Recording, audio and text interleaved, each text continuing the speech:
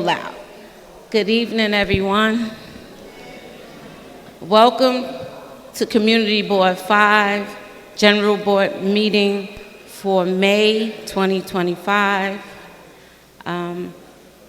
May we have Mother's Day, so happy Mother's Day to those moms and everyone who is a mom to someone.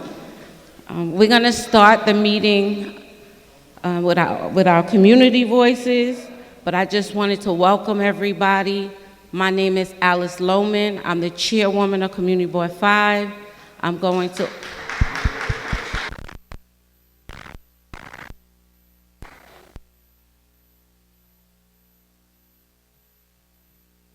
also pass the mic to my executive board so they can introduce themselves. I'm Charles Bullock, second vice chair. Gina Watson, recording secretary. Ro Johnson, sergeant at arms.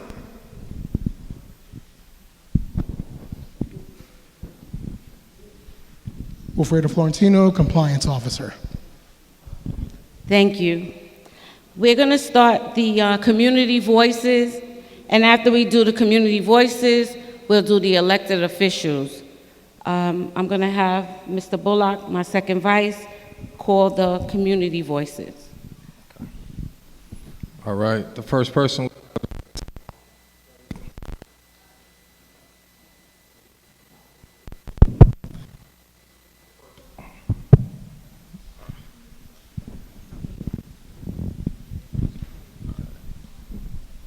The first person we have is Haley Kim from East New York Coalition for Community Advancement.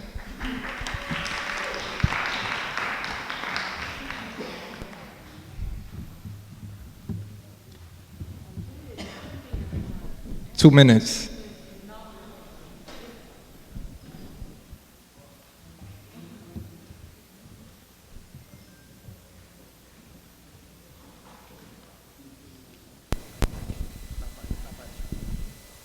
Good evening, everyone. My name is Haley Kim, and I am the lead organizer for the East New York Coalition for Community Advancement.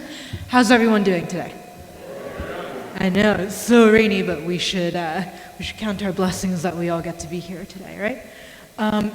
Today, I don't only have one piece of information for everyone, but four. How many of us in this room are aware that a private real estate developer is trying to come to Broadway Junction and build 4 really tall towers? Okay, so I love the people who know about this project, but I really want to let everyone know that this project is not really going to benefit the community of East New York. First of all, their big selling point is jobs.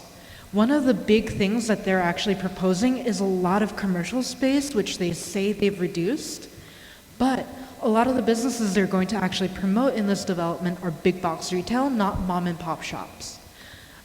Something not a lot of you know about me is that my dad actually owned a little business in East New York when I was growing up. And I remember every day the way that he would struggle to make commercial rent. And one of the things I want this developer to do, and I know the community really supports these mom and pop shops, is to make commercial real estate affordable for business owners and promote really good economy in East New York, make sure every working family can thrive, and that entrepreneurs are actually fostered here in this community. If this sounds like a really interesting idea for everybody, I have a petition here and also some more information about the project here. And putting on my Cypress Hills hat, along with a bunch of elected officials and organizations, we are co-hosting a town hall on, Wednesday, June 4th, 6 to 7:30 p.m. at IS 302. And we're going to be talking about the threat of the federal budget cuts and how that's going to impact services that East New York uses every day, from Medicaid to public school programming and affordable housing. All right. Thank you so much. Really appreciate it.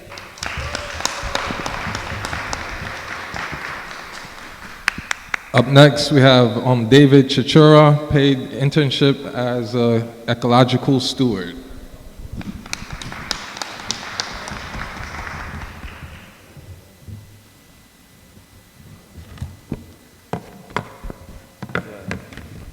Good evening, CB5. My name is David Chichuka. I'm the School Programs Director at NYC H2O. We do a lot of work up in Highland Park and all around the city, teaching students about where our water comes from and how nature is important in our lives, especially here in the city. So I'm here to talk about a paid summer internship. We have some flyers in the back and also some digital versions that we'll be sharing with CB5. The internship is about becoming an ecological steward at Highland Park. And the details are Monday through Thursday. You have to be a morning person maybe because it's 8 a.m. to 1 p.m. It's at the Ridgewood Reservoir from the end of June until August. And the work is all about helping take care of nature, learn more about ecology and plants while you're helping heal the earth. And if you're interested in ecology, environmental studies, history, learning about plants, or even just landscaping, if you like working outside, then this is a really good opportunity for high school and college level folks looking for internships this summer. And you have to be able to lift 40 pounds. The work is pretty tough, but it's very rewarding. We also travel around the city learning about different kind of environmental projects happening. So you can continue your education. The last thing I'll say that this year it's been very competitive. So we had about 12 slots. They're almost all filled, but I kind of wanted to extend the opportunity for East New York and CB5 here since we've been at the community board a while now. So we have one spot left open, and we'll probably close applications in another 2 or 3 weeks for this one spot. But that's all. So thank you guys so much. Paid summer internship for anybody that's interested. Thank you. Up next is myself, Charles Bullock.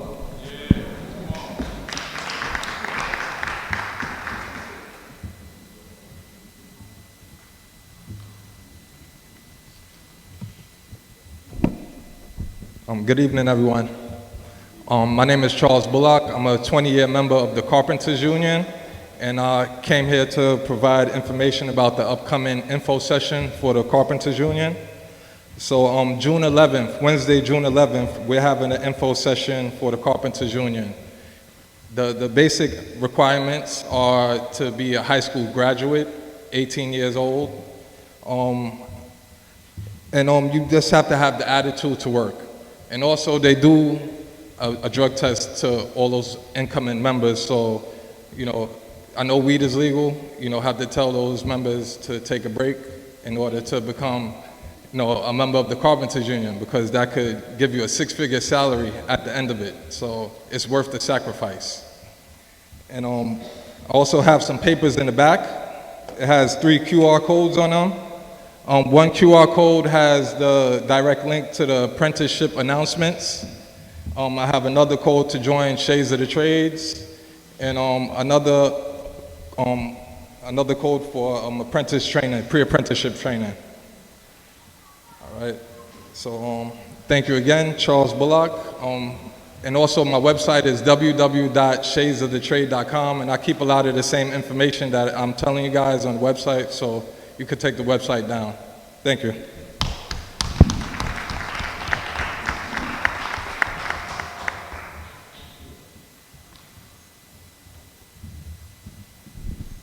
Up next, we have Sarah Basio, East New York Farmers Market and East New York Opportunities.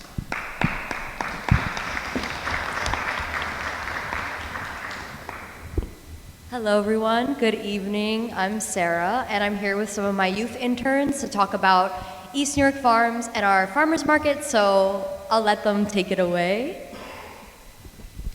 Good afternoon everyone, my name is Jose. I work as part of the community engagement internship, and our Saturday market will be open from June 28 until the mid-November from 9 a.m. to 3 p.m. It's in Kent Avenue between New Lodge and California Avenue. It is accessible by the 3 train, and then we're having a Thursday market on the first week of July until the end of October. It's accessible, or is in the intersection of Pitkin and Euclid Avenue, also accessible by the E and C trains. Thank you. Hi everyone, my name is David. I am a senior intern in Farmers Market, and within both our Thursday and Saturday markets, we take a number of currencies, which are cash, credit.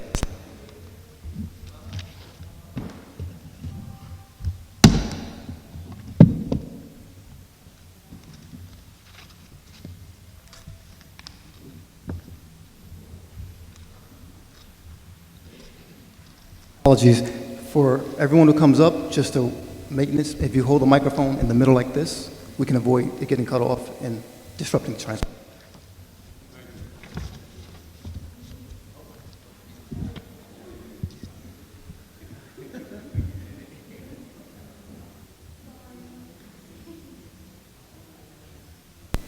All right, oh, sorry about that. Back to the currencies.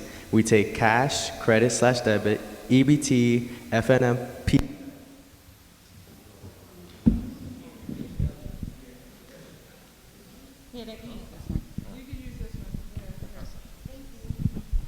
Thank you so much. These microphones. Okay. Back to it again. Cash, credit/debit, EBT, FNMP checks, Fresh Connect checks, eWIC, OTC, and health bucks. And I know how embarrassing it is to see these type of things, but how I see it is money, and we take all of it. So yeah, our market, we feature local vendors, small business owners from East New York. We also support the over 60 gardens in East New York by selling their produce at our market. So if you come to our market, you could get fresh, local, affordable produce, and you can use, like David said, any type of currency will accept it. It's also the largest youth-run market in the country. So if you come, you might see Jose, David, a bunch of our other interns there. And if you know any high school students in the neighborhood, we have a paid youth internship program. I left a few postcards in the back there, so you can learn more about how to apply, along with our market postcards and some of our trifolds that have information about our organization and the services that we provide to gardeners and local business owners. Thank you. Thank you so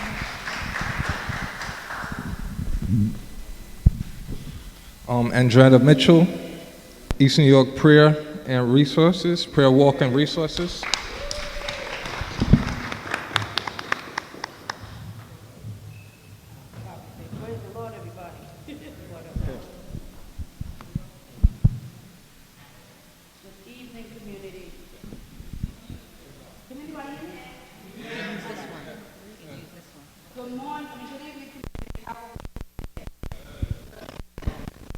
All right, so August 23rd, this will be the 10th year of East New York Prayer Walk.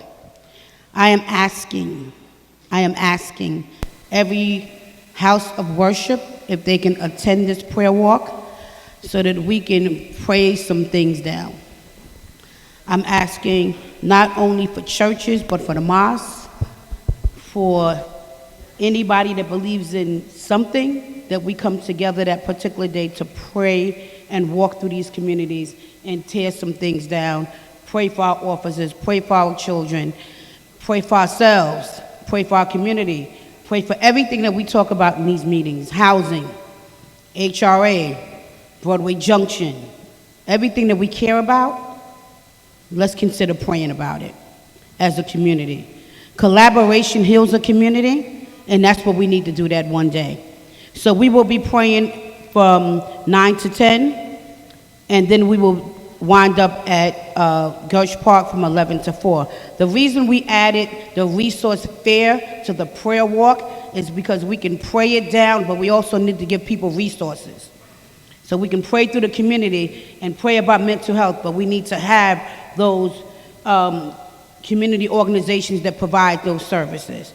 So I am also asking CB5 chairs that you come out. You can do one table. I don't know how you want to do it, But people need to know what our co-committees do. We need to flood this community on information so that people understand when they come to these meetings what we're talking about. When they see us out in other meetings, they know what they can come ask us about. We all need to come out and pray, but we also need to come out and provide resources for our community. I would like to saturate this place, and we're going to be doing this collaboratively with the 75th Precinct Council, with CB5. I know our committee is doing it, social service and age and social service and aging, and our older adults. We're doing that. We're asking churches to come out. We're asking that you leave your ego at your church. Yeah. We're asking that. August 23rd. Everything is in the minutes from our minutes for the social services. We're asking that because at one point or another, we all need to come out together, be on the same page about a community that we said we love so much. Again, there is healing in the community when people collaborate together. You can see myself. Hazel, raise your hand. You can see Hazel. And we will get this thing moving. We're doing it anyway. What's the starting point? We will let you know. Okay. So Chris Banks, who's not here, he's the founding father of this prayer walk. I walked in 6 years ago. Now I'm one of the leaders of the prayer walk. So we will be having further information because it's going to take a lot to put this together, but we're going to do it. We're going to do it anyway because it's not about numbers for me. It's who wants to participate. Our chairperson does actively come out to the prayer walk. Again, a prayer walk is a prayer walk, but making sure that people have those resources when we end up in Gershwin Park so they get the help they need. Thank you. Thank you. Anybody have any questions? No? Next we have Jermaine Graham, New Lots Library renovation.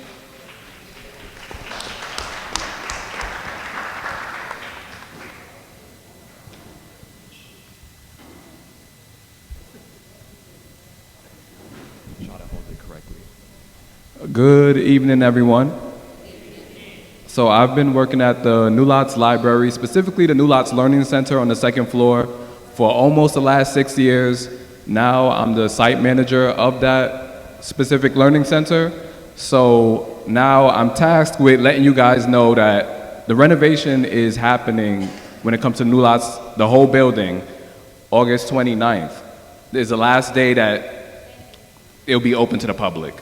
So that means that for the next, let's say, 2.5 to 3 years, that location, that branch is going to be closed. That means that, yeah, they'll try to move staff to different locations, but that center has, that specific branch has a learning center. Other branches within East New York do not have a learning center. That means that our classes, the students, they will have to go outside of East New York just to get literacy classes to prepare to take the GED exam. So that means that the library staff and the learning center staff are looking for space within the communities to continue their programs. If you look on the table in the back with all the flyers, there's a whole bunch of events that are coming up when it comes to the learning center, and we want to continue to hold those events in East New York, not have to go outside of East New York to make things happen. We want to continue to make our resources and the resources of our partners accessible to the community, because we notice that once things move outside of East New York, once resources aren't here, a lot of our students, community members will not seek them. They will not get on the train. A lot of them say, like, I need something here. So we want to continue to make our services accessible to the community. So we're looking for space, and we have been in talk with a couple of places, but I'm throwing it out there because I don't want to kind of just like not deal with, but I don't want to just accept that these are the only options that we have. All right, so thank you for your time, and check out our flyers in the back. Thank you. Up next we have Joseph Facito, Sheriff.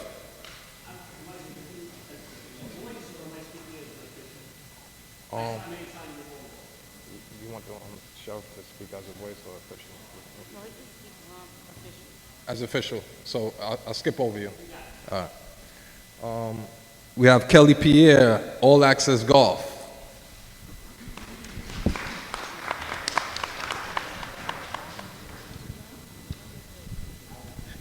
All right.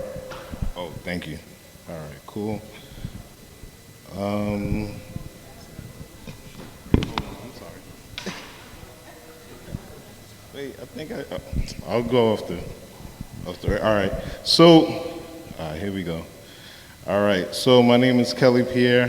My company is All Access Golf, and we are having our golf lessons cohort. We're running 2 cohorts. One will be in the month of June, and the second one will be in the month of July. There are 2 specific times that they start, one at 1 p.m., and the second one will be at 3:30 p.m. They run for 3 consecutive weeks. And if you're interested in learning how to play the game of golf, I'm your person. You could also follow us on social media.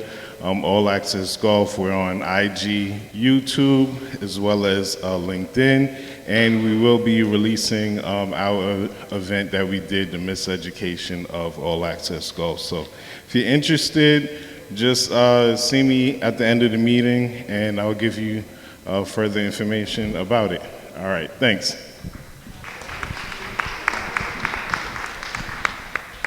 Up next, we have Sinclair J. And that's number 1 defense course, hiring fitness instructor.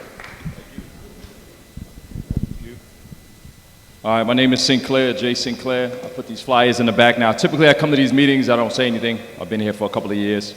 I figured this time I'd offer something. I have a fitness and self-defense studio on Belmont and Montauk. So I'm offering a class that is going to teach you about New York State penal law, when you can use physical force, and give you a couple of techniques that can save your life or save somebody that you love. So these are in the back. I just realized my QR code is not working, but the link is on the flyer. All right, that's it. Thank you.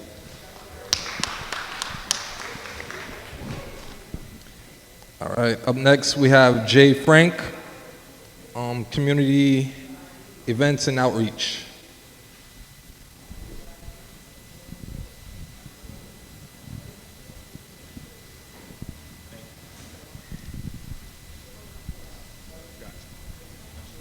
I just don't want to press the button. Good evening, everyone. My name is Jay Frank. I am here to talk about a community engagement tool called JField NYC. This community tool, I have it here on my computer. I would love to show it to you guys, but essentially I'll walk through it very slowly. It's a table of contents that has all of community information throughout New York City, but specifically for information throughout Canarsie, East New York, Brownsville, etc. And this tool was created to increase community engagement and involvement beyond both the people who get involved in these meetings in the room and the people who may not be able to attend or who may not know about this information. So, as I said, this community tool is created to increase civic engagement, and additionally, since we launched this tool last month, where I was before you all at this meeting, we've had a total of 56 events in the last 30 days be published to this website. It's actually here on this calendar day by day. We've also received 14 comments and feedback from different organizations and community-based organizations directly providing information to us, as well as using our online technology AI tool to automatically input information into this tool. My company generally submits public comment, letters and testimony to public offices and at meetings directly on issues with community feedback. So far, we've done information on the tax lien sale, technology services, and also outreach for older adults and other vulnerable communities. With the 20 seconds I have left, I'll tell you that information here does continue to talk about the tax lien sale coming up. It talks about the NYCHA and CUNY scholarship that is also available right now through June 20th. And lastly, the upcoming NYPD career fairs, and also some information about nonpartisan independent budget office and other city council members and offices. Thank you so much and have a good evening. Thank you. Up next, we have Terrell Belfield.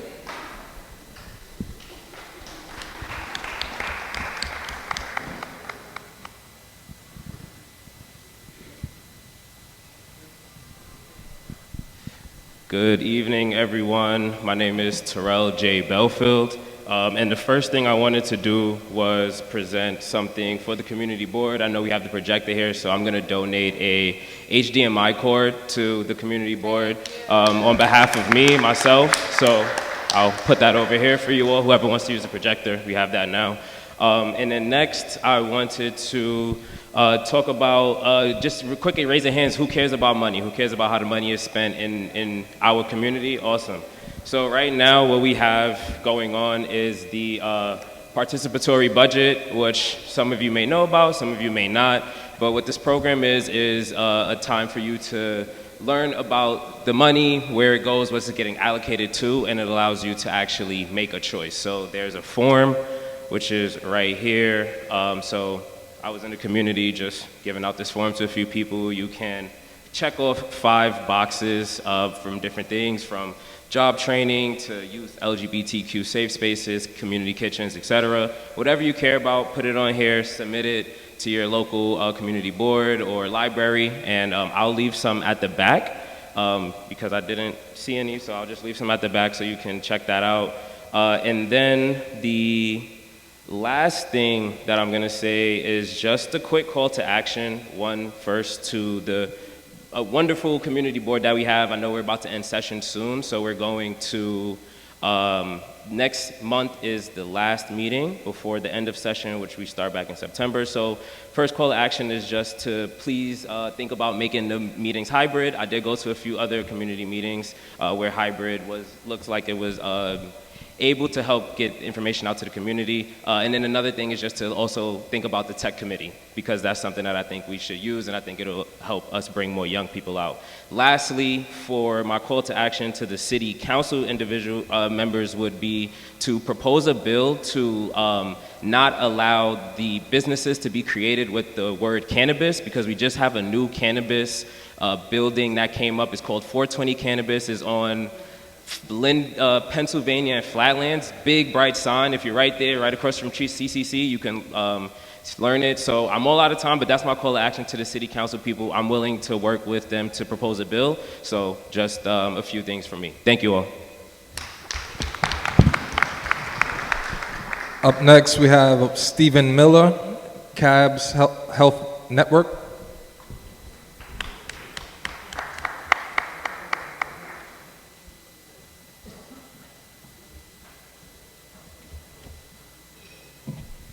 Good evening, everyone. As he said, my name is Stephen Miller. I'm with CABS Health Network. We are a healthcare organization located in Williamsburg. We started in Bedford-Stuyvesant. That's what CABS stands for. CABS, Consumer Action Program of Bedford-Stuyvesant. Helped founded by Shirley Chisholm. If you know your Brooklyn history, obviously a very pioneering woman here in Brooklyn. So we first started doing housekeeping, very small. Then we grew into doing home care outside of Bedford-Stuyvesant, and we did Brooklyn. Now we do all of New York City. But not only do we do housekeeping and home care, we also do care management. But there's something new and exciting called the Social Care Network, which, if you have Medicaid, this is a game changer for you. It allows someone who has Medicaid, no matter what the age is, to be screened to be eligible for more services. Could be more housing services, like housing assistance, food assistance, transportation assistance, and lastly, even home remediation if you've got some issues in your home, and that includes, of course, if you live in an apartment building. I have some flyers in the back. I have my business cards. Please take. Many people I meet, I go to a lot of senior centers. I was at a community board at another area of Brooklyn last night. We know the need is out there. The first reaction will be, no, it's not for me, it's for somebody else. Well, it doesn't matter how old you are. If these services are going to help you, that's what matters. And I'll say the last thing is, be the friend who tells a friend. You know, think of your neighbors, maybe the people who used to come to this meeting. They don't come anymore because they can't get out of their house. A home health aide could help with that. Maybe they're having problems with food. Yes, they go to the food pantry, but maybe they can't get there anymore. Maybe being screened for food assistance will help them. Again, the resources are out there. Take advantage of them. And with that, I wish everyone a wonderful night. Up next, we have Brother Paul Muhammad.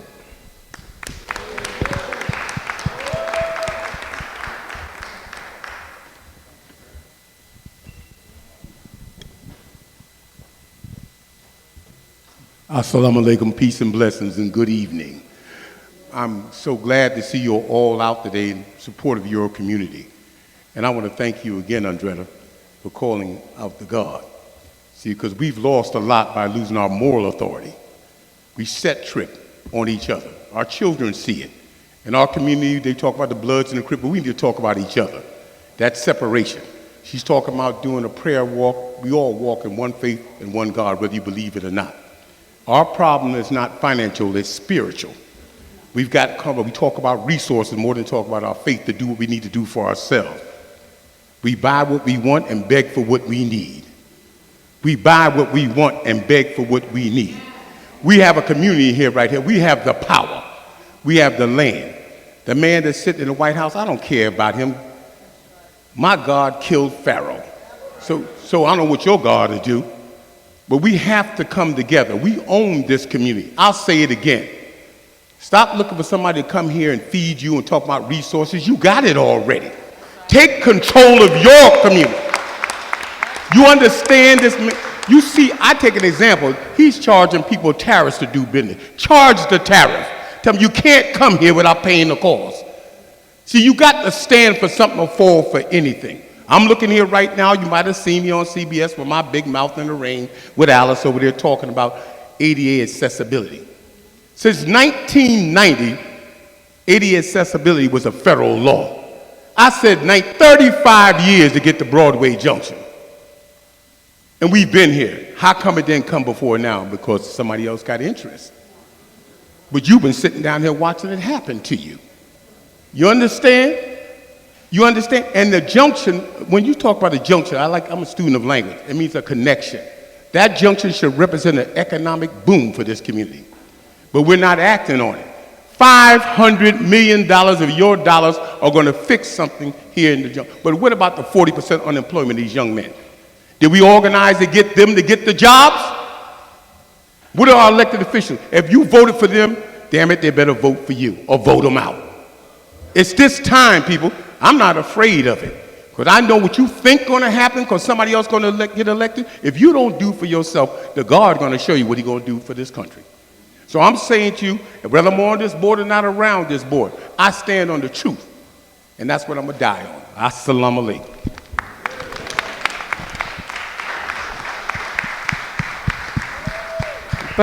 Brother Paul, that was a mouthful. When you say whether you're on the board or off, you're always on the board. Because it's just a title. It's just a board title. The community is the community. You're always with us. Publicly, I'm saying to you, you're a part of us, and things are gonna get worked out. So I just want you to know that publicly. When me and you went to Broadway Junction, it was the duo, like Robin and Batman, you know, like when we with Miss Pugh, we were out there in the rain. It was Robin and Batman. So I just want you to know there's no Robin without Batman. So I want you to know that you are definitely a part of us. We will work this out with the borough president's office. I've had conversation with him. So I just want you to know things are in the making.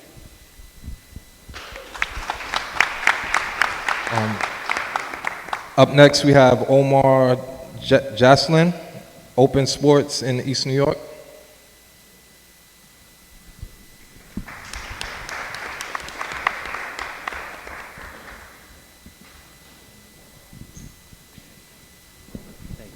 Good evening. Peace and blessings. How you doing, folks? My name is Omar Jaslin. Open Sports League. Let me give you a quick overview. It's a league that's designed to amplify as well as engage students and adults and new experience in sports, not the common sports, not basketball, not football. Try badminton, pickleball, dodgeball, lacrosse, mountain biking, canoeing, kayaking, rope, all of that. That's the gamut I have that's in my system. I have worked with a number of different DOE schools, private, as well as charter, and I just have all these resources in my body. I would love to expel it into my neighborhood that I grew up in. So we had a dodgeball tournament just recently on the 24th, this Saturday. And we had a couple of kids and adults actually participate in dodgeball, which was super exciting. We also had pickleball, super exciting. We also had basketball, super exciting. And I don't see if Mr. Banks is in here right now, but he was actually there playing pickleball with me. And it was actually pretty exciting. So I had a very large range of kids and parents and students from 8-year-olds all the way up to 65-year-olds actually competing this Saturday in dodgeball, pickleball, as well as basketball. So I would love to develop more programs like this in East New York and expand not only just to the basketball court, but like I said, Shirley Chisholm Park. I've done every single mountain biking tour there is in New York City. I've done from high adventure to low adventure courses. I've done rock climbing to horseback riding. So all of that, I would love to provide those resources to my community. I'm sick and tired of going outside and giving other folks my resources. So I'm back home, and just like the brother just said, it's time. So I'm here, I'm in the back. Please, please come and talk to me. Thank you. Thank you. Up next we have, I can't really pronounce this name, Jair up there.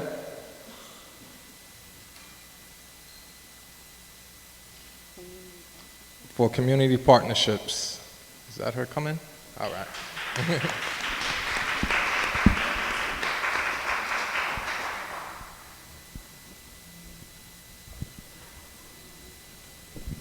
Thank you. Hi, hi, good afternoon, good evening, everyone. My name is Jeray, and I'm from the Community Partnership here in East New York. We are a hub of resources where resources actually live. We have a coalition meeting that happens monthly, which is the first Tuesday between 10 and 12 p.m. If you want more information, I will be at the back at the end of the meeting, and I'll be able to share that with you. One of the things that we have coming up is a micro grant, which is up to $1,000 for a grassroots organization and or a leader in the community. If you're interested in applying, I have information here, and it's also information in the back on the table. Thank you. Thank you. Last month, I announced that I was actually running for president of the Carpenters Union. I made history as running as the first African American for the President Union. I didn't win, but I did receive over 1,000 votes, which made a great impact. So just thank you for the support. Yep, and shades of the trades, you know, that was a big thing. Thank you. Thank you for that, Charles. We're proud of you. We're proud of you. You represent us well, and we were looking for you to be that next president. So 1,000 votes, that says a lot. So the next time, you'll probably get it. So congratulations anyway, because you do us good. And we're gonna go into the regular board business now. Thank you all for the community voices. Do we have any elected officials? The representatives I see, but I didn't want to overlook any elected officials. Okay, so the representatives we're going to call now. We have DeCosta Headley representing Nikki Lucas. You want to say anything? Oh, acknowledgement. Thank you, Mr. DeCosta. We have Dom Alexanders representing Sandy Nurse.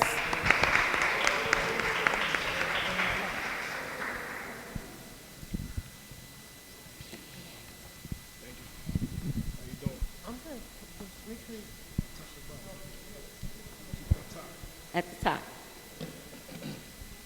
How y'all doing, family? It's good to see y'all. It's been a while.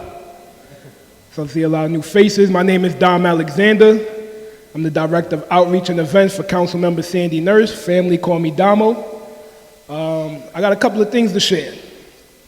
I won't go into my personal life, because ain't nobody asked about me while I've been missing. But I know y'all miss me, and I miss y'all. Brother Paul, I did a job fair last week on the 17th to make sure that we hire locally for Broadway Junction. We got over 300 folks in attendance. One of the major employment hires for the Broadway Junction project is Echo 3. I personally ran them down to make sure that they was there and present at the at the job fair. Sent everybody to their table, so they shouldn't have no excuses. So by next month, when we have our task force meeting, we hope to see those numbers increase.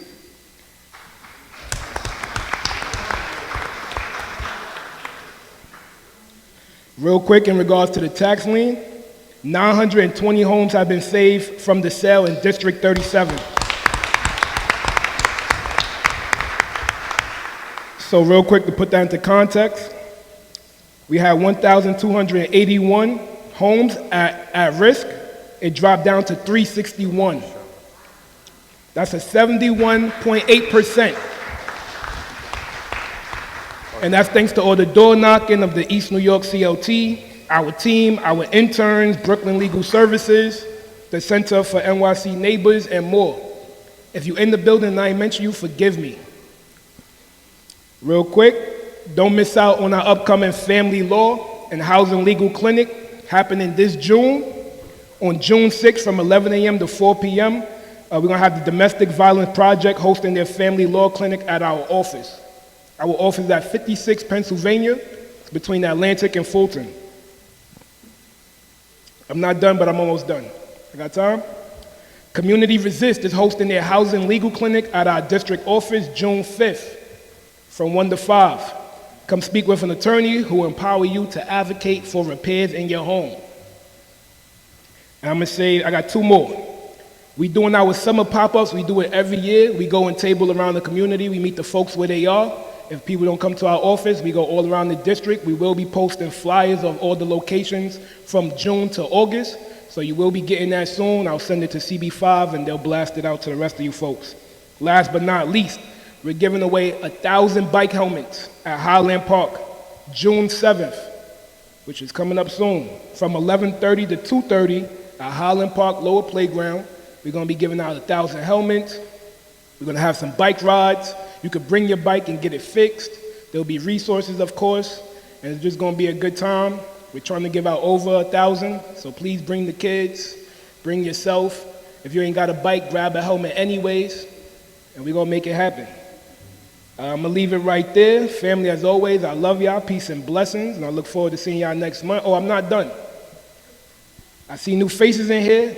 If you have any issues, any problems, complaints that you could think of, please reach out to our office. We do a damn good job. We don't solve every problem, but we do our best to help out with everything that comes across our table in our office. Reach out to me directly because I'm passionate about this work. So I do everything I can to make sure we get to a resolve that's in your favor. Y'all ready? All right. 646-856-4343. I ain't see nobody write it down. Let me tell y'all what I just did. Since January 1st, I hope 5 people from getting evicted. Just had one last week, $20K in rental arrears. We was able to get a one-shot deal. I cleaned up the streets. I walked to work. If you see I'm looking a little slim and fit, you know what I'm saying? Come on now. I walk to work. I take pictures of the trash. And I report it to sanitation. And they come and pick it up right away. So if you see trash on your block and it's making your block a little funky, take a picture, text it to me, and sanitation get over there right away. That's just 2 things. We do a plethora of things. So I'm going to give y'all my number. Everybody ready? We turn around on y'all. 646-856-4343. Our office is right down the block, 56 Pennsylvania, between Atlantic and Fulton. Come check us out. Come check us out at 1 p.m. That's when I take lunch. Bring something. I love y'all. Take care. Thank you, Don. That was a whole PSA advertisement. That was, Don, we love you from Sandy Nurse's office. Thank you as always. We have from the mayor's office, Mr. Pierre Giddin. I also want to say that we have refreshments in the back. We have sandwiches, we have salad, we have something to drink. You're welcome to go and get something while we're still having our meeting. It's just to take the edge off while we're here because we know you come straight from work. So you're welcome, welcome, welcome. Sandwiches, salad, and something to drink. So there's a light refreshment in the back. There's no line. You could just go as you please. Thank you. Good evening, everyone. My name is Pierre Gideon from the Mayor's Office, Community Affairs Unit. First of all, I want to say that I did reach out to DOT and management, so they're aware of the issue that you're facing as regards to the commercial vehicles parking in the area. So I did tell them that everybody got up and was vehemently against it. So that sent the message. So I think they're coming up with a response to send back to you in the community board. In addition to that, there's a few announcement for the mayor's office. So, as you know, we're approaching the summer month. The mayor's, is boosting efforts for public safety, including, and NYPD having more presence in popular areas, and enhanced beach and water patrols, also to expanding youth program for this month, for these months to come, to give the youth something to do. In addition to that as well, too, the mayor's also been trying to get other elected officials, to come to the subways and also to help see how, the problem of having homeless people in the train stations and to help them, come out of that situation. In addition to that, too, if you guys may or may not know already, that there's going to be several new schools that are going to be opening up for the 2025 to the 2026 cycle. And it's essentially, just to provide more spaces, for the community and allow more seats. And also to make the classroom smaller as well, too, to provide more opportunity for the students to interact with the teachers. And also to, I'm not sure if I already, spoke to you guys about this as well, too, but the mayor intends to wipe out $360 million in student debt for city employees, which is pretty good for all of us here who took out student loans to go to school. And one last thing I'll say, too, is that the mayor did launch the Silent Shield, investing $1.6 million in technology to, immediately connect bodega owners, which is a big staple in our communities. A lot of the bodegas, if they have issues, he's trying to find ways to sort of connect them directly to NYPD whenever it is an issue. As of right now, I have plenty more stuff, but I know, my time is limited. So thank you so much, guys, for your time. Thank you. Before you leave, yeah. If you could ask the mayor to help us out or to kind of make sure that we bring this thing home. We've been fighting for the lift in our building for a very, very long time. We recently had CBS come out and we broadcasted about the lift. The police department, the spokesman said that the parts should be here by the end of May and that it should be corrected by June. So if the mayor could give a little nudge towards that, making sure that that part gets here, because it was coming from Canada for a year and it hasn't gotten here yet. With that being said, we have Ms. Pugh, Evelyn Pugh, our board member. Let's give her a hand. She has not been able to come to any general board meetings for 2 years because the lift wasn't working. So the police department, I don't want to beat them up too much because they did allow us to use the gym instead of upstairs on the 3rd floor. So let's give the police department a hand clap for that. That is what you call working together. As Dr. Andretta said, collaboration, collaboration, collaboration. So if the mayor could kind of just look over that or kind of nudge whoever needs to be nudged. We would love for Ms. Pugh to be able to go to all of the meetings that we have. We have committee meetings on the 3rd floor that she can't partake in. We also have Mother Bright over there. She cannot go up and down those stairs as well. So if the mayor could at least help us out on that, we would truly appreciate it. Thank you very much.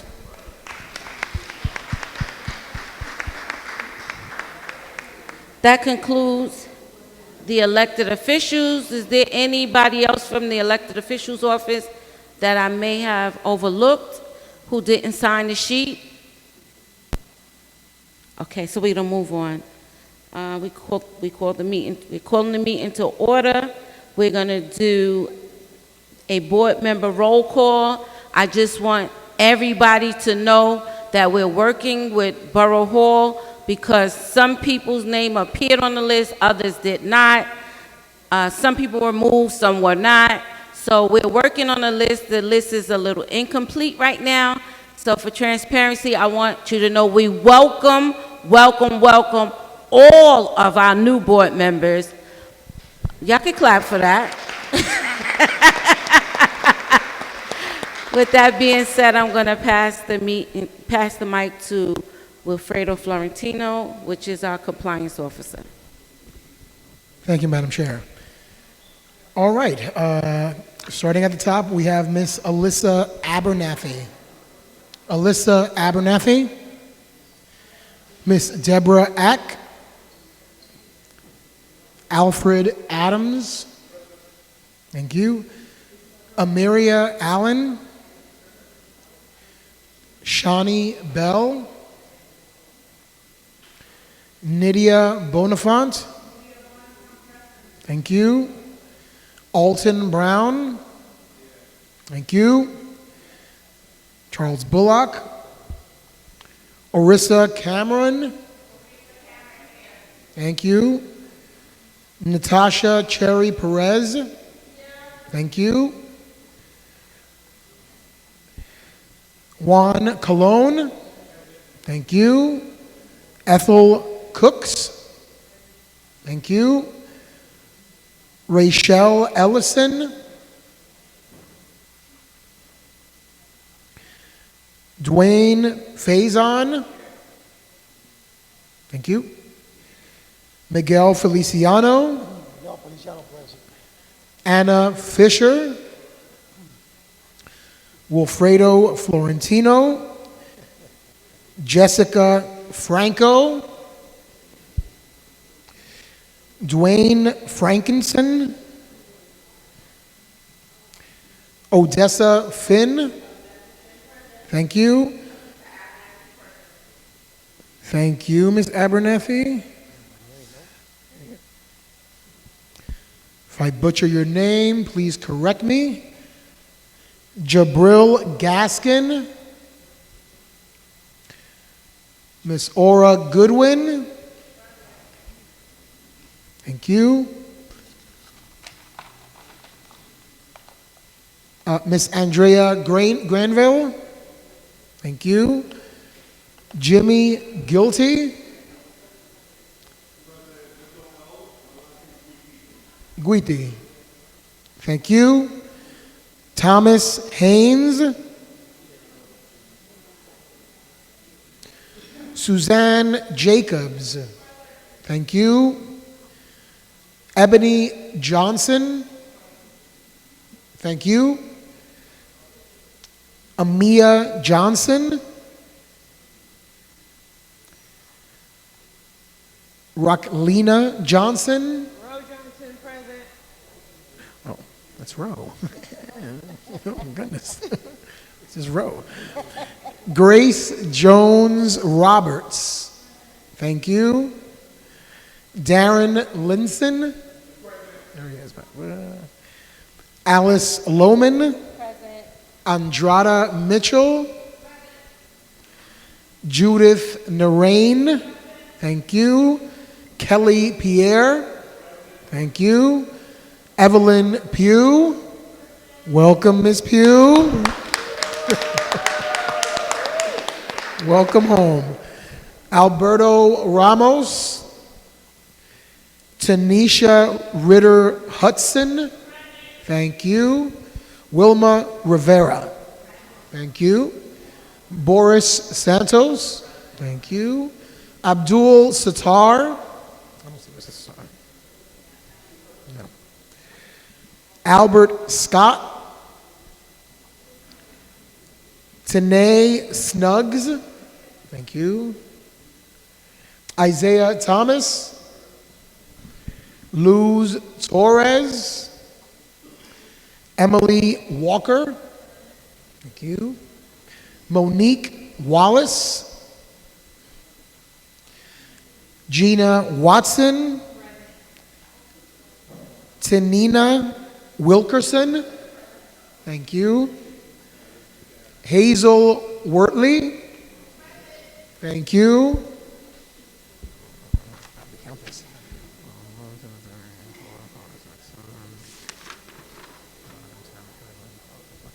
Madam Chair, we have quorum. Thank you. As I said, if your name was not called, we're waiting for Borough Hall to give us a final list. But I want to make an announcement.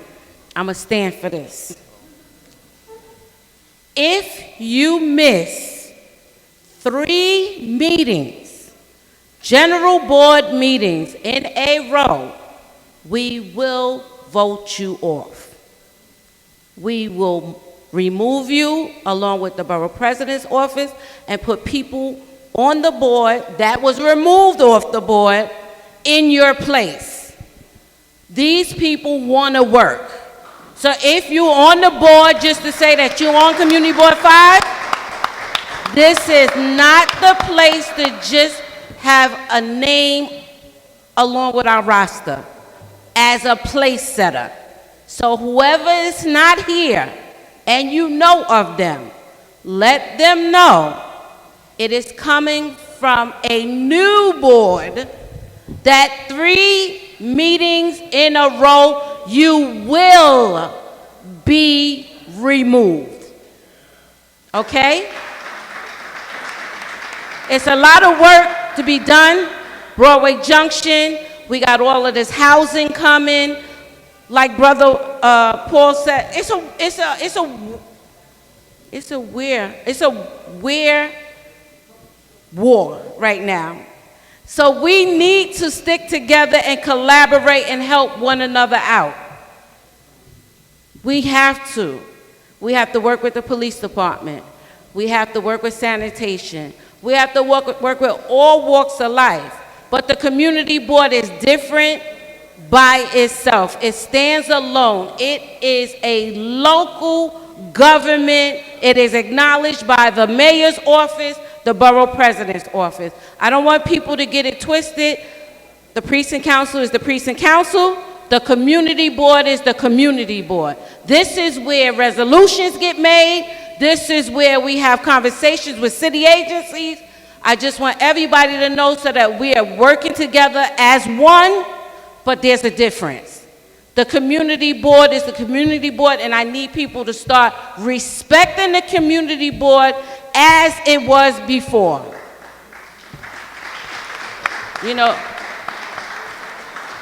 people look at it as, oh, Ms. Lowman, she's passive, she's going along to get along. I do. I like people. I like to go along to get along. However, at the end of the day, this community board is here for a reason. We speak for 180,000 people or more. Melinda Perkins, I thank you for all of what you're doing. When I'm not there, Ms. Perkins handles the district office. Reach out to her. If it's anything that you need, Ms. Perkins can assist you. Shamika Chappelle, thank you for all that you do with Ms. Perkins. I want to publicly say to both of you, thank you, thank you, thank you. But I want the community to know the community board is a standalone, and we speak to city agencies on a monthly basis. We have cabinet meetings, and if there's an issue, please bring it to my office so that we can deal with it. Okay? Thank you. We're going to go into approval of the agenda. I would like to accept a motion for the approval of the May 28th, 2025 agenda.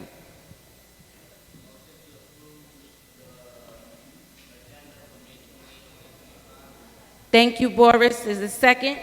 Second by Rowe. All in favor?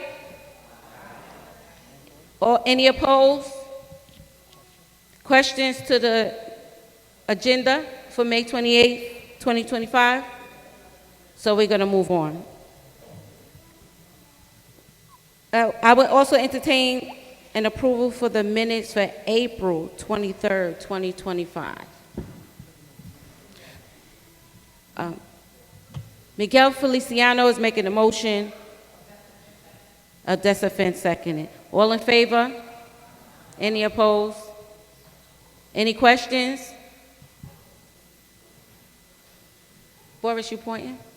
Okay, so moved. We have two presentations. One is going to be New York City Department of Social Service, Homeless Services, the Borough Director Yuri Sanchez, which is going to be followed by the Sheriff's Department. So Yuri Sanchez, can you come forward? Welcome.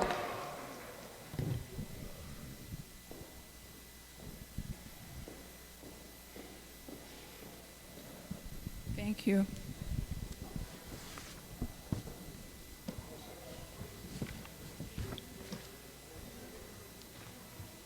Good evening, all. Good evening. Thank you so much for having us here today. I'm Yuri Sanchez. I am the board director at the New York City Department of Social Services, which is the umbrella agency for HRA, the Human Resources Administration, and the Department of Homeless Services, DHS. I'm also joined by my Deputy Commissioner, Jamar Hooks, and our colleagues at NICA, and Assistant Commissioner John Hammond from DHS. So 2 weeks ago, we notified on a population change at the Velvet Hotel, which has been an existing shelter site, right? For many years, we have been at this location. And I'd like to make a slight correction to the agenda. So it will be 200 single adult women to be placed at the site. Previously, it was families with children, and these folks have moved on to permanent housing. The site is currently vacant, and I would like to turn it over to NICA to do a brief presentation on the site. New York City Department of Homeless Services has partnered with NICA for over a decade, actually 14 years. They're a really strong provider, and we're happy to be in partnership with them at the Velvet Hotel. So I'll What's turn the it over. location? 268/272 Williams Ave. I'll turn it over to Stanley De La Cruz. I need someone to click the slides. Good evening, everyone. Thank you for welcoming us to the community board meeting. My name is Stanley De La Cruz, Director of Public Relations and Community Affairs at the Neighborhood Association for Intercultural Affairs. As stated, thank you very much. I'm joined today by my colleagues, Angie Gonzalez, Executive Director of Transitional Housing Programs for NICA, and Latifa Moore, who is the Site Director for the Velvet Hotel.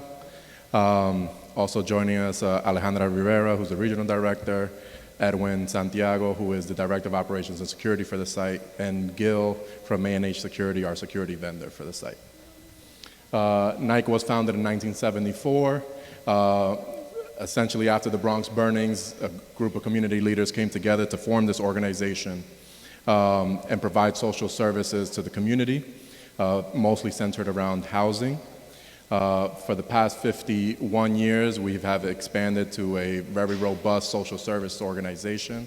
We operate transitional housing programs throughout the city of New York, except Staten Island. We also have an immigration resource program, a legal eviction prevention program, and we have a couple programs on the way, starting in July, a LGBTQ youth resource program as well. Next slide, please. Our mission is to provide culturally and linguistically client-centered housing, legal, and social support services, and to promote self-efficacy and improve the quality of life for individuals and families across New York City.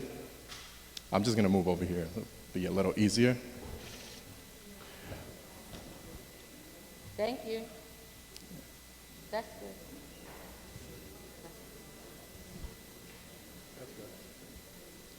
How's that? That's good. So NICA operates multiple transitional housing sites throughout the city. These sites serve single adult men, single adult women, and families, all referred by the Department of Homeless Services. The Velvet Hotel, as mentioned, has been a shelter site for a while, but NICA has been operating it since 2022. It's 200 beds, and as mentioned, it's transitioning to single adult women, and it's currently unoccupied since we moved out all the families to permanent housing. The services provided at the site are 24/7 on-site support staff and security, case management with the goal of succeeding in their individual service plans, mental health and medical referrals, job readiness and vocational training, housing placement assistance, and crisis intervention and conflict resolution. Some of the security protocols at the site, there's entry and access control 24/7. There's only one point of entry. You have to present your ID, sign in. It's not accessible to the public, only to the clients and those authorized under DHS regulation. In the facility, there's regular room checks, screening, housing meetings, and probably the most critical thing is a good neighbor policy that we have all clients acknowledge and that we enforce. The facility itself has 72 cameras, an alarm system, lighting, perimeter checks, et cetera, to ensure that our clients are not loitering and ensure that they're being good neighbors. There's fire drills, evacuation protocols, et cetera, and all incidents reported per DHS protocols. Since the site has opened and been operated by NICA, it's essentially been incident-free, just minor internal, but nothing major in the community, thankfully. We'd like to keep it that way and continue in collaboration with all of you to ensure that we're able to house the most vulnerable in our community and continue to lead them on a path to a sustainable future. Our good neighbor policy, they are to conduct themselves respectfully in and about the shelter and essentially avoid loitering, panhandling, substance use, violence, etc. And violations of that policy can result in a transfer or suspension of shelter services. We do make every effort to avoid that, but that is a repercussion to violating that policy. So that's a very brief introduction to us.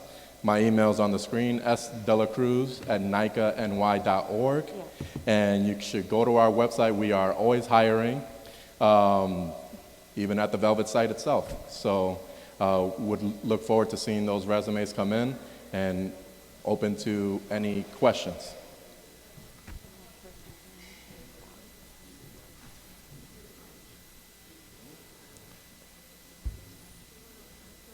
Madam Chair? You have question? Brother Paul, you have a question? And we're going to pass the mic. But just to clarify, I'm going to answer questions about the site and NICA, and Yuri is going to handle any questions to DHS and Department of Social Services. One of the concerns that we've had for years is that these shelter hotels, are they privately owned, the building? The building is privately owned. Right, and that building sits in what we call the IBZ zone, which is our industrial business zone, is that correct? Yeah. Yes, okay. So one of the problems that we've had is that under the fair share law that New York City had, where we were saturated, our communities are saturated with shelters, it was circumvented by the fact that you've taken these hotels and placed homeless people in them. Now, we all know we have a heart for that, but we also need our space also for business training and getting jobs here.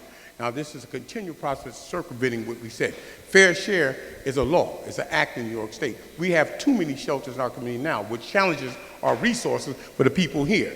See, you're talking about this, but you're circumventing the process that would protect us. We have shelters in the IBZ and outside, and you're coming under the guise of hotels, but you're also taking up space that we need for training our people in this community. So tell me, how am I supposed to support this when it doesn't support my community? Thank you for that question. That's a more appropriate question for the DHS. We're not necessarily coming in. We've been present at the site for the past 3 years, and it's been a shelter site for many years before that. Yuri, do you want to address the question? We hear you, and I totally do not disagree with you.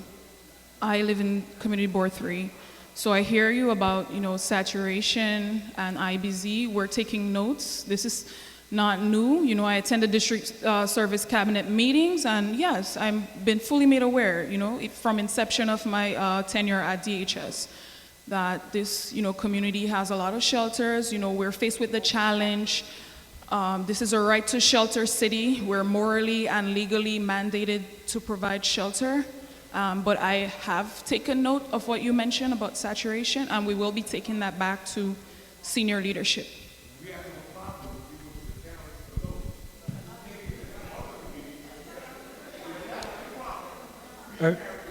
Wait, I'm going to bring the mic because I want it to be captured on our YouTube page.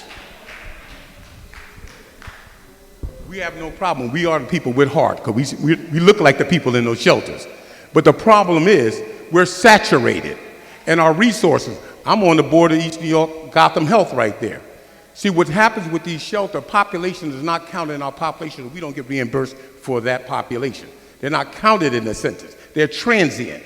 So if I get all these shelters here and they're using all the resources we're not compensated. See, it takes from what we have here. So either you got to compensate us for it so we can take care of these people, or you have to share the load someplace else. You're violating the law. Fair share, so you can't do it, but you keep on circumventing the law. That's the problem. So my name is Jamar Hooks. I'm Deputy Commissioner for Intergovernmental and Legislative Affairs at the Department of Social Services. And so one of the things that we're doing is siting shelters across the city. So in terms of fair share, we're trying to put shelters in every single neighborhood where there are homeless people. And just to be clear, many of the people that will be in this shelter will be from this community. And so there's a need to house people in the community where they're from, and we build shelters, or we stand up shelters in communities to ensure that folks have a place to stay while they transition back into the community.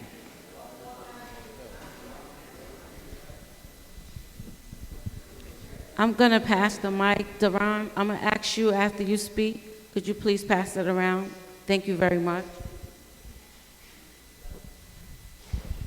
Hi, good afternoon, everyone. I hear what you guys saying, but I'm the type of person that likes to keep it real. You're saying that these shelters are going to be for the people that live in East New York, right? 3 quick questions, and I hope you can answer it all at one time. Do you guys do your research? Do you guys do your research? And again, do you guys do your research?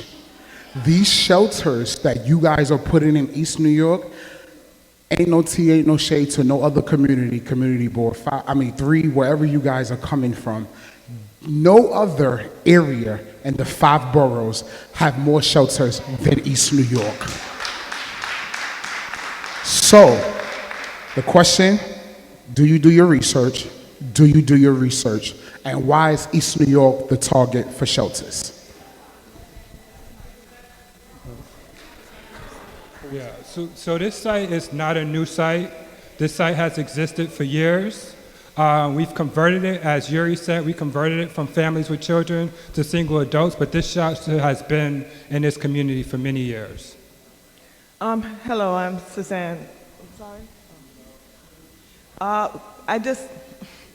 This is kind of really upsetting to me, and I love your presentation, but I live in an area where I cannot walk from one side of the street to the next without stepping over people from this homeless shelter.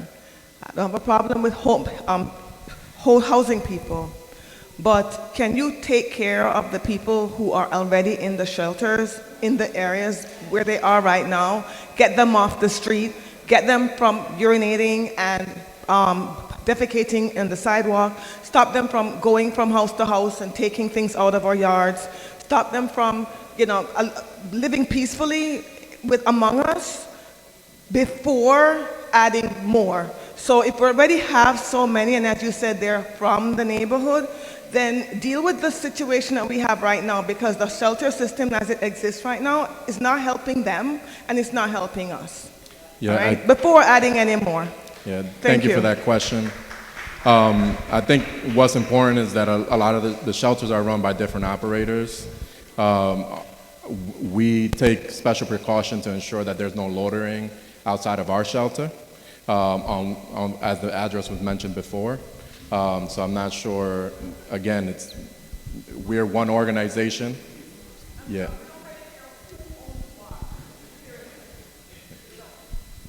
Hi, thank you so much. I'm happy to have, take your information and figure out which of the shelter sites that the complaints pertain to, right? Ms. Perkins always let me know when she gets complaints, or the elected official's office. We have good neighbor policies for all of our shelter sites. For street homeless individuals, we have Breaking Ground, who does 24/7, 365 outreach. And, we make every effort to bring these folks in. We do not want them to disrupt the neighborhood. So I'll speak with you after to get which shelter location so we can address it promptly. Good evening. Okay, So one if of the I could add just one thing, we should also be flagging, Yuri's going to give you her card at the end of this meeting. You should make sure that we're flagging for Yuri these incidents that are occurring in your neighborhood, but also please flag to the community board, and the community board is in constant contact with the agency, and we'll make sure that the quality of life issues are addressed to the degree possible. Good evening, everybody. So the question was asked, how do we help bring back in the resources that the shelters are taking away from a community that's already in disparity, right? On the corner of Van Sicklen and New Locks, then the corner of Miller and New Locks, and then on the corner of, if I'm correct, was it New Locks and almost Ashford? That's 3 shelters within walking distance, right? For the last 3 years, I've fed women from those shelters because they're not getting the meals they need inside. Their resources are being taken. And we do talk about it with our community board. I'm a member of our community board who also feeds the women that you're saying you're giving shelter to in our community. So again, we hear what you're saying. You guys have a job. I would love it if you guys would come out. I want to see your faces outside to see what it is we're speaking of, because it's overcrowded, right? And some of these women have been here for more than 3 years. And they're not from this community. They were brought into this community by the system that started in the Bronx. And they've yet still been here 3 years. So while we're saying we're giving housing, right, is how much is that happening when we have 3 shelters in walking distance with members that have been there for more than 3 years? Just a question. Hello, everyone. My name is Joseph Velasquez. I live on Ridgewood between Norwood and Hale. I have a problem for many years with homeless situation. I've been complaining about it since Raphael was in office. The major camp of the homeless is on Atlantic and the Conduit on the overpass. They hang out there, sleep there, and they're coming from the shelter on the Conduit and I believe Pine. So on Liberty and the Conduit and Atlantic, they always throw their trash there almost every year, and you guys always got to clean it up with sanitation. And this is becoming a big problem. So one of the centers I go to, 276 Chestnut, right across the street on Atlantic, is always filled up with garbage every year with the homeless. So I was wondering, can you get them out of that location? They travel down Fulton and Norwood to Jamaica and Hale to Highland Park. This is the foot traffic from one area to the other area that I see them all the time. So I was wondering, when you guys come out or give me a call, I have no problems walking with you guys, pointing the finger at them, because this is the locations that do need help. And I've been doing this for a long time. Thank you.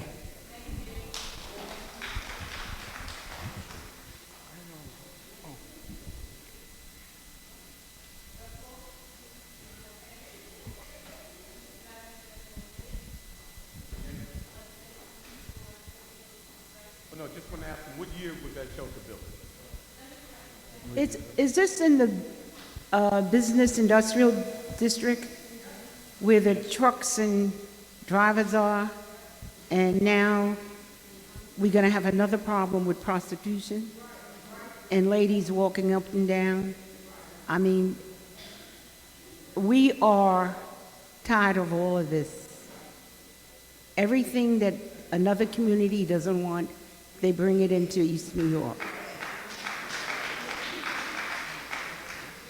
The area over there was supposed to be for the business industrial, is the business industrial zone. And we're looking for jobs, permanent housing, and what we're getting is temporary housing for people that can't find where they want to live. Where's the mental care that's coming from that they need? Where's the health care that they need? There's so many things that are missing that we're not able to get answers for. And this is not just now. This has been going on in East New York from day one.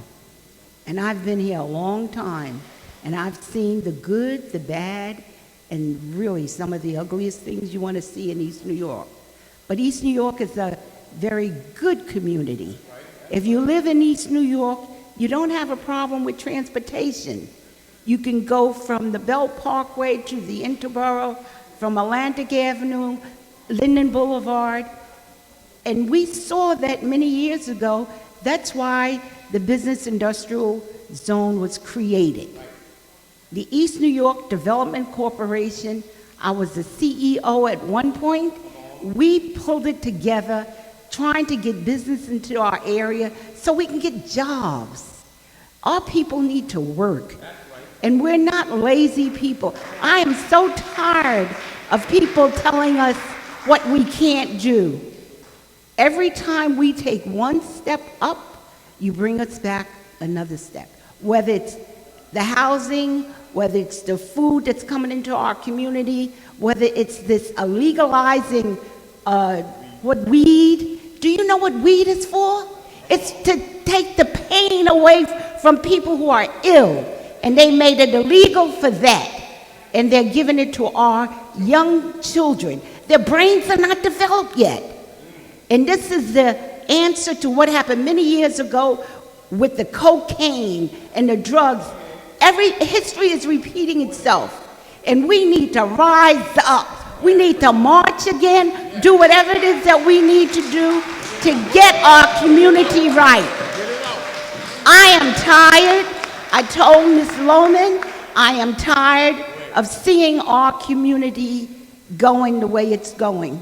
And so many good things here. We have the park, we have the playgrounds, we have all of these things. And soon as we start making things better, we always get somebody looking at it and dumping something in our community. We're tired of this dumping. And they told us we were going to have jobs. Where are the jobs? And then when you do the construction jobs, how long do they last? They tell us we're going to hire 30 people. They hire them. They hire 50. They can hire 100. But how long do they keep them? After 2 paychecks, they're gone. And you go and visit some of the construction sites. We need to do our homework, and we need to look at our community from a different light. That's right. This is a good community, hardworking people here. And we need better. We don't need any more shelters. Where were the women before they got into the shelters? Something is wrong with the system, and the system, the government needs to fix it. If they can't fix it, don't dump it on us. Dump it in some other communities. Let everybody feel some of the pain. This is just too much.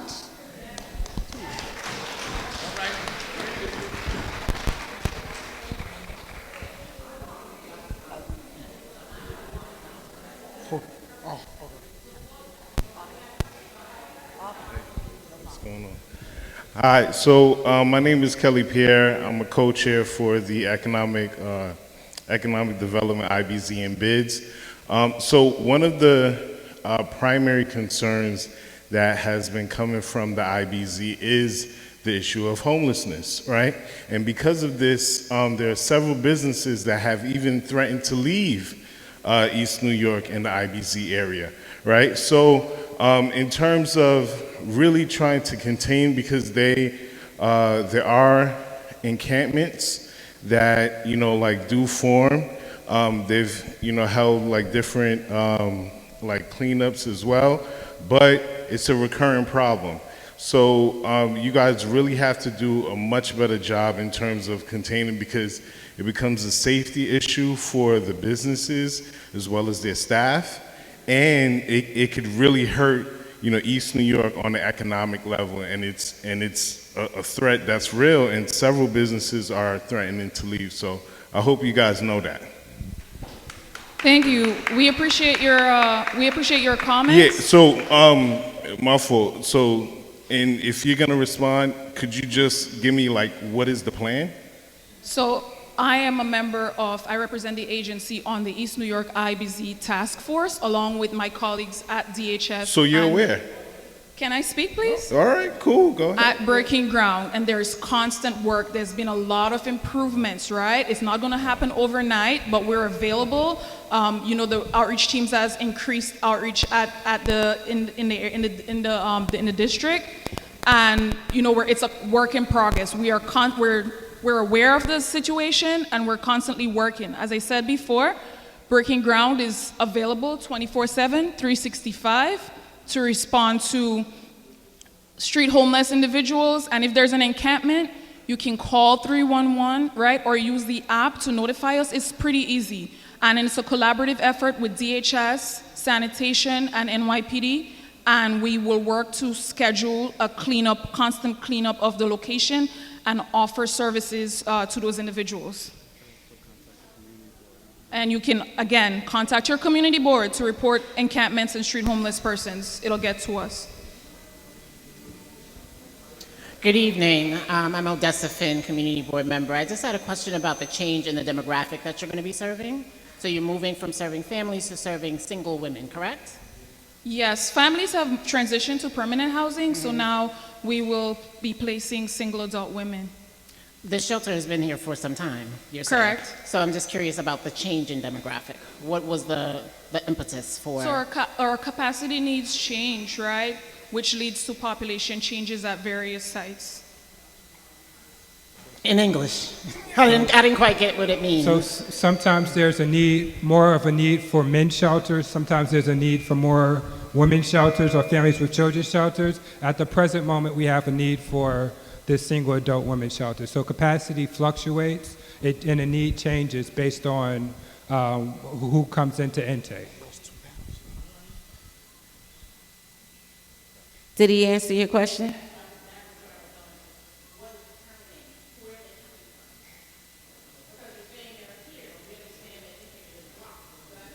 The intake is in the Bronx for families with children.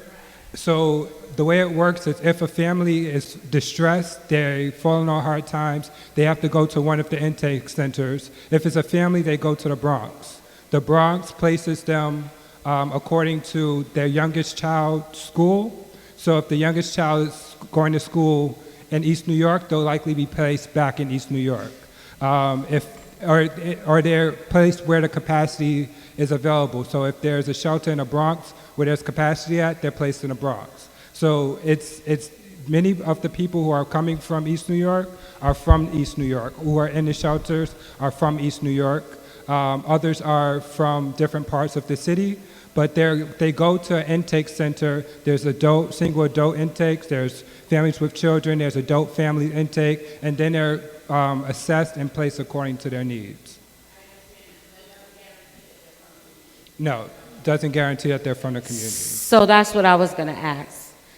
Where are you getting the women from? And we have a lot of women in our community that is homeless, that's in the shelters, that have lost their apartments.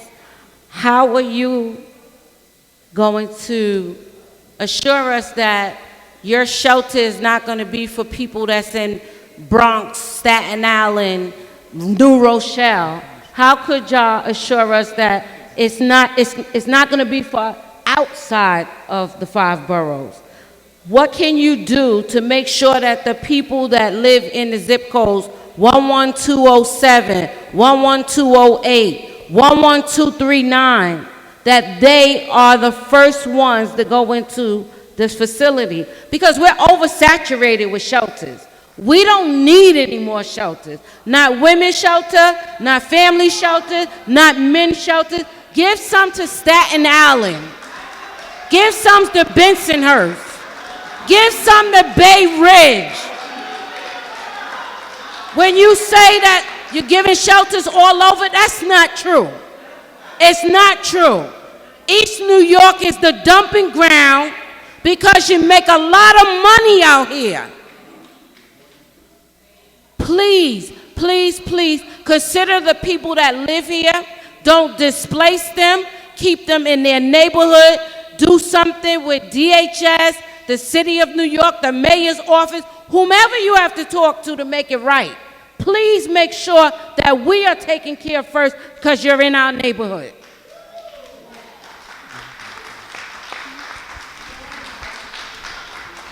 Thank you, Chairwoman Alice Lowman. And I just wanted to say one thing. I did do the research while we were here in Bensonhurst. Like she said, Bensonhurst, Bay Ridge, they have zero shelters. East New York, Brownsville, Bed-Stuy, we have close to 50. It's a no-brainer. It's a no-brainer. I know it's not y'all directly. Y'all just doing your job. But please give the message to the people. We don't need no more shelters here. That's it. No more shelters in East New York. No more shelters in East New York. No more shelters in East New York. That's a message to the mayor, to anybody who want to come in by private property to put shelters. We don't need no more. And also, go to our YouTube page, CB5, that's ENY.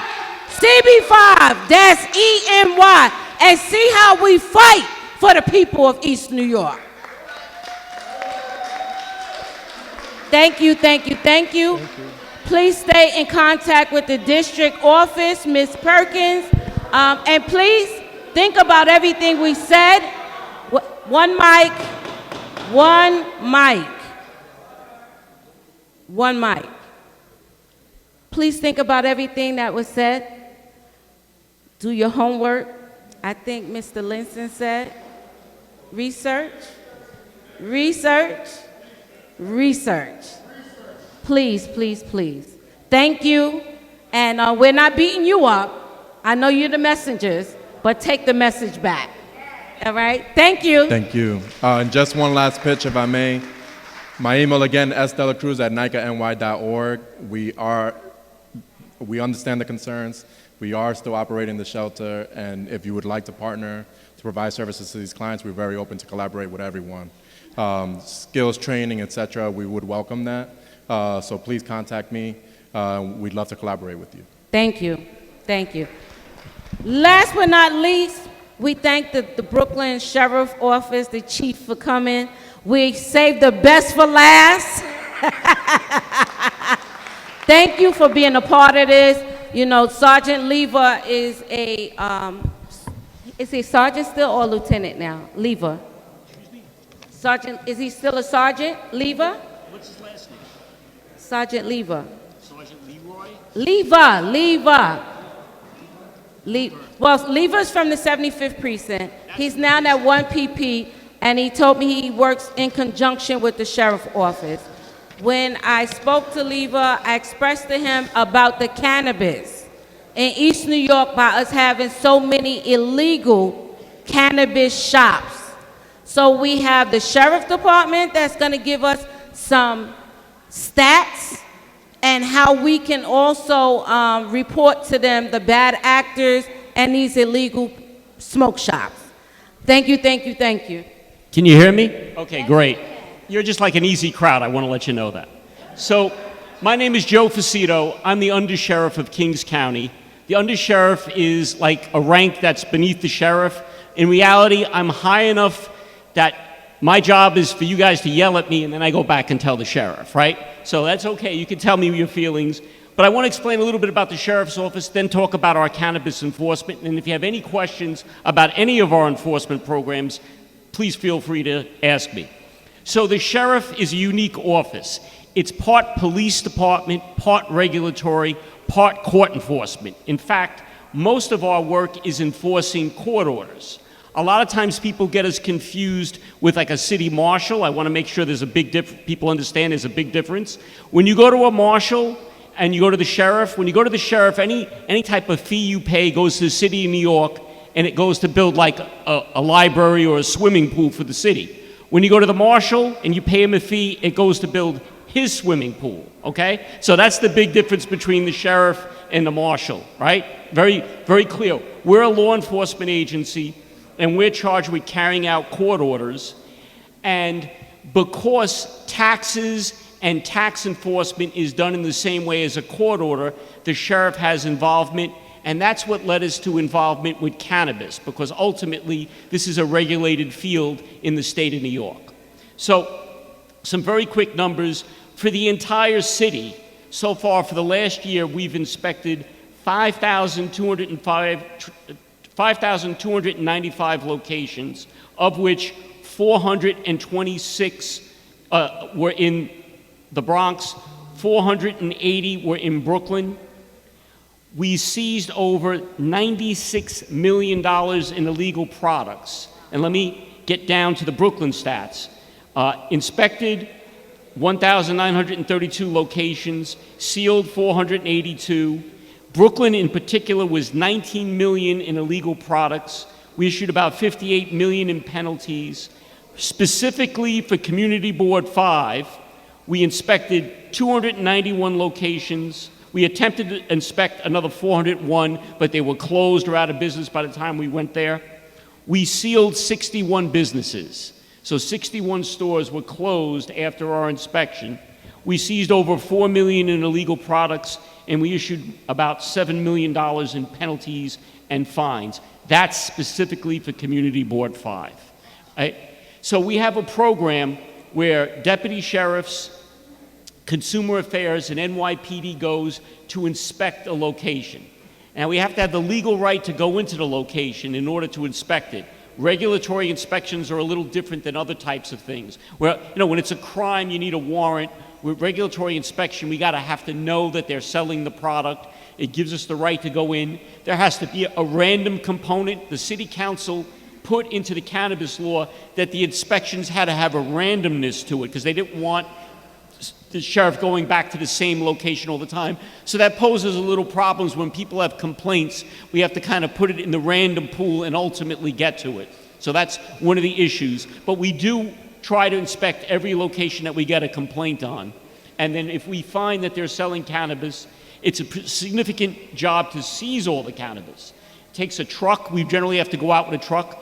One of the deterrents to this is obviously the seizure of product acts as a big deterrent. There is no crime involved in this unless their cannabis is at felony level, which is very high, or if they have other types of criminal activity going on like a firearm. For the most part, this is handled in the civil matter.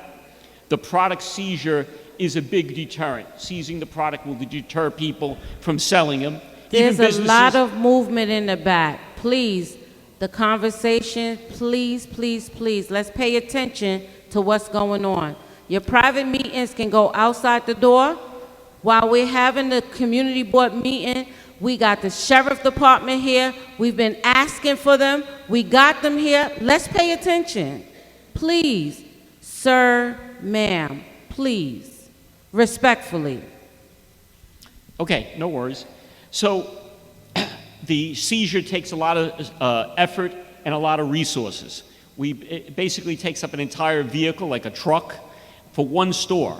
Now, that's a lot of work, but it also sends a very strong message that if you're caught selling cannabis, not only are we going to seize the product that you're selling, we're also going to hit you with civil penalties, and then we come back at a later point in time and we seize money from the individuals, either through their bank account or other means. So this is a very vibrant program in the sheriff's office right now.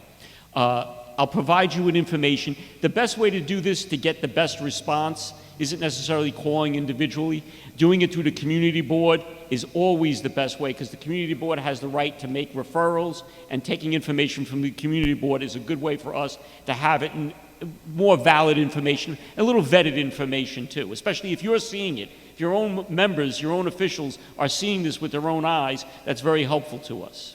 So that's our cannabis component. As I said before, we do other things.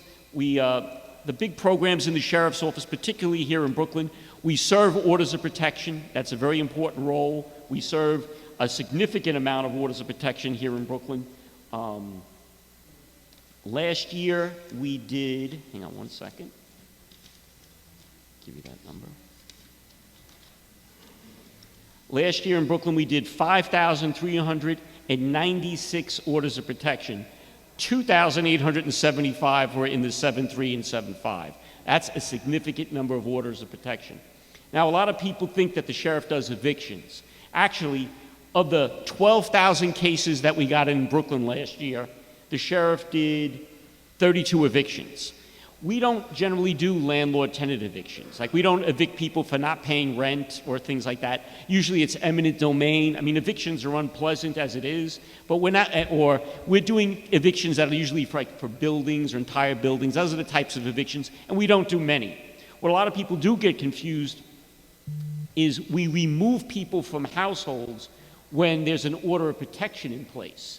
So at the time of service, if the person needs to be removed from the household, we remove the aggressor from the household, and that's by court order. And that's something I want to emphasize. Most of the role of the sheriff outside of cannabis is we enforce court orders. We do orders of protection, we do mental hygiene apprehensions, we're in charge of the city's pre-trial electronic monitoring program. So if you're not in jail and you're not completely free and you have electronic monitoring, the sheriff does it. We have about 450 people on electronic monitoring right now, citywide, spread out throughout the entire city. So that's the main role of the sheriff, is to carry out court orders, but we do this enforcement piece for smoke shops. That includes tobacco enforcement for the taxes and cannabis. So that's just a general overview. There's about 200 officers, so the sheriff's office is not very large. It's a large sheriff's office for the rest of the state, but it's not very large compared to the New York City Police Department.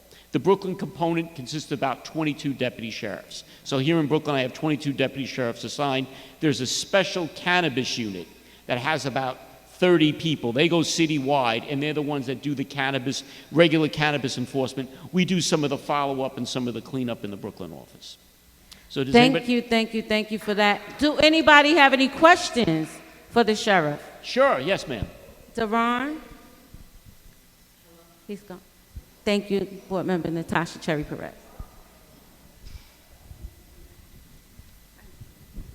So you said that you serve people with mental health warrants? We do, for the most part, the warrants that we serve in the sheriff's office.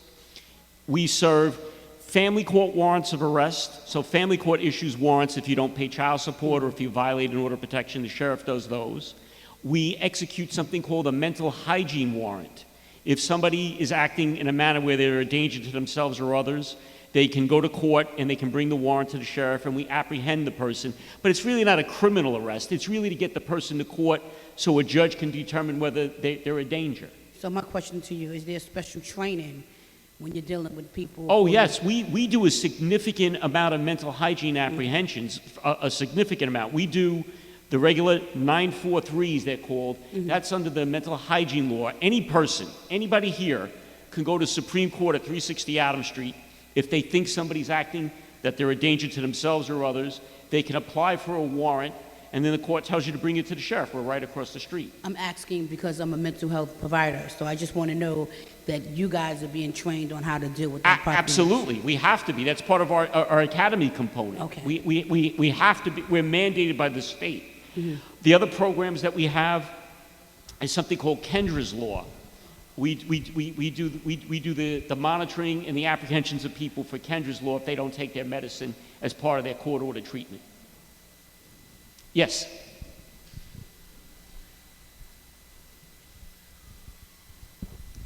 Okay, I understand about the marijuana. Everyone smokes, it is legal.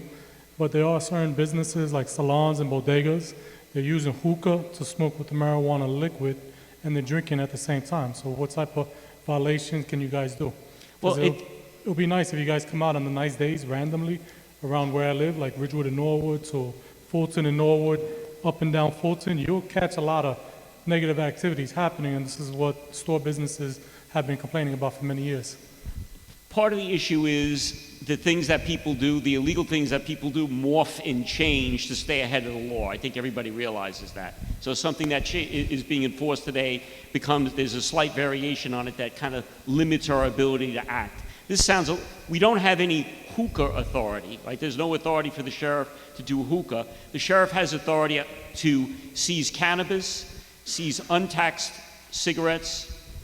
The sheriff has the authority to seize flavored tobacco products, anything that has a tax component. But the hookah, not necessarily. That's not a tax component. And if they're putting something in the hookah, depending on what they put into it, it may be consumer affairs. If it's straight up marijuana, the sheriff has a role. If it's a variant, like if it's the oil, the sheriff may not have a role. Got it. Now, the quality of air, say like the whole block smells like marijuana, and I know it's coming from a business. Can you guys come in and take a look? We have to have evidence that they're holding themselves out to selling cannabis. It just goes back to the same problem with somebody smoking marijuana, before it was legalized. If they're not selling it, they're just hanging out, barbecuing? No, that's not really the role. Our role is to go after the retail sale of cannabis and other tobacco products that are illegal. Thank you, thank you, thank you. Before we go into our committee report, I want to just say for housekeeping, there's people in here recording Facebook Live. We do not give you permission. We do not give you permission. If you would like any recordings, CB5-ENY, that is where you get it officially, because we filter it. We make sure that sensitive things are not put out there. So I'm asking anybody other than the recorder, the people that we have recorded, to not record. I've said it before. I'm going to say it again. The next time I'm going to ask that you leave the meeting. Respectfully. We're not hiding anything. You can go to our YouTube page and copy it and send it, whatever you like. But we don't know exactly when people are taking it and putting it on their personal page, we don't know how it's being used. We don't know that it's being used in the context that it should be used for. So respectfully, I just ask that you respect our board and respect our rules in this space. If anybody have any committee reports, could you please come up?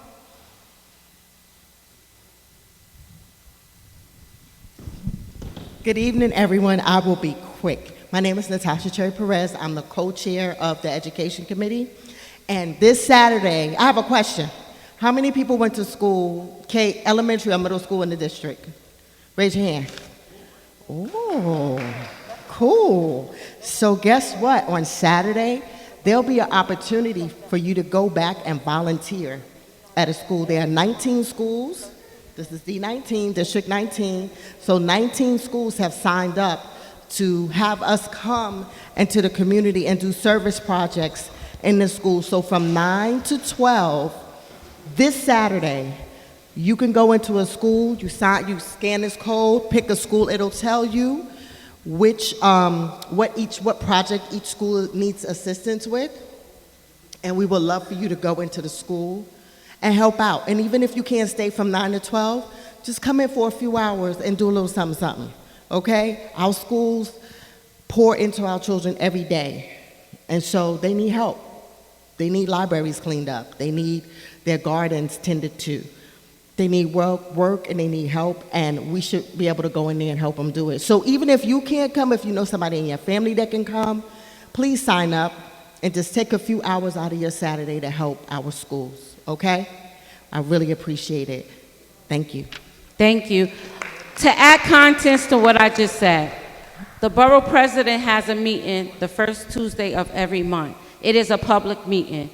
They also are on YouTube, but they are the only ones that are recording. So I am following suit of the Borough President's Office. It is online, they have YouTube. No one else is recording in their meetings. I just want you to know I'm following suit of the Borough President's Office, and if you have an issue with it, please let me know. Okay? Is there anybody else that have a committee report?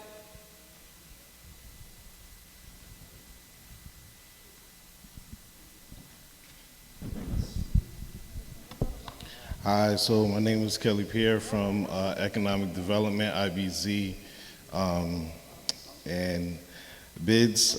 So we had a meeting May 14th. We had a presentation from New York Small Business Services. They provided information on the following resources for business. So there's financing assistance, helps you identify the right financing options based on your credit and business needs. Contract financing loan fund. If you have a contract with the city and payment can take a while to be received, you could take out a loan around 3% to cover expenses. Business courses, SBS provides free business courses that covers accounting, marketing, hiring staff, etc. They also have Fast Track New Venture, which is a 10-session entrepreneurship course to cover business fundamentals. WMBE certification helps secure contracts, also puts you at an advantage. Hire Help helps you find the right candidates for your business. We NYC for women entrepreneurs. Be NYC for black entrepreneurs. NYC Funds Finder, this helps you find grants and loans. Workforce One. Workforce One is under SBS and is for those looking for employment. One of the things we followed up with them are what are the number of applicants from East New York, and from that number, how many were actually employed, which is what we are waiting to hear back on. And the next meeting is June 11th, and we meet on the second Wednesday of every month. Thank you.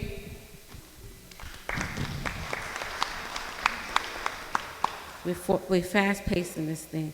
Ms. Perkins, would you like to say something real quick to the folks? You're going to forego your minutes? Thank you.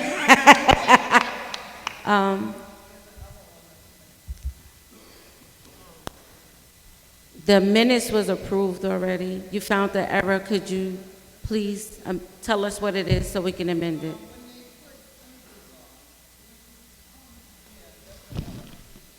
What is it on? What are you talking about? On the agenda? No, the minutes. The minutes of which committee? It has to be. Okay, so let me know afterwards. Is there anybody? Okay. Okay, what's the error? What about it? Oh, the spelling of Food Bazaar is spelled wrong. So, for the minutes, the Food Bazaar wrong, we'll amend it to spell it correctly. Okay. Any old business, new business? I'll entertain a motion to adjourn. Wait, who? Motion to adjourn. Roll made motion to adjourn, and it's second by Ms. Worley. Thank you. Good night, good night, good night. Thank you for coming out, and welcome board members. We look forward to seeing you again and working with you.